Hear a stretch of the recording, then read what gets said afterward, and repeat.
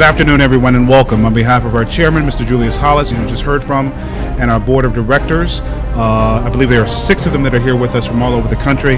We have Maggie Pedraza, who is here from Miami, Florida, Mr. Frank Jones, who is from Atlanta, Georgia, Mr. David Rivers from Charleston, South Carolina, Mr. Bill Diggs, who is one of our panelists from Miami, Florida, Mr. Rodney Ellis is from Houston, Texas, who is our moderator, and Mr. Bill Lamar, also from Atlanta, Georgia. Please welcome our board members, and let's get started. The issue is having access to broadband, because if you don't have access to broadband, you don't really have that window to the world that everybody else has. In the future, banking systems will be delivered primarily through the internet. So many healthcare applications are very bandwidth intensive. We've seen small businesses that have 1 to 3 employees that before couldn't compete for local contracts that have now been able to use broadband to compete on a worldwide level. Most are probably asking what's a large aerospace and defense company doing at a conference like this. What people don't realize is about 1/3 of our revenue is in information and technology. We've got a lot of video technologies, a lot of cutting edge technologies to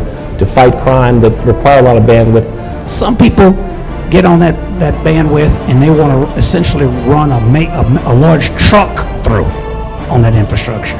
So the issue becomes, who pays if you don't have enough bandwidth? The playing field isn't equal. It is a concern about who pays and making sure that our policies are correct and driving the investment and innovation that we all need. In school systems, when there is unequal access, that leads to unequal opportunities for students, teachers, and families. Some of the causes that have been fought at the community and neighborhood level and have lost would have won if the technology had been then what it is today. Those who don't have access to technology, they don't have an equal voice, an equal say as those who do. I do think that the first place that we've got to start is really seriously looking at some regulation of this. The internet has grown the way it has, and the explosion of its use is because it hasn't been controlled.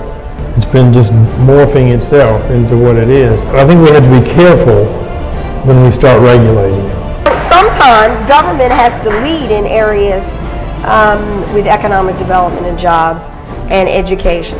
Remember, we have limited budgets. We have limited constraints on us.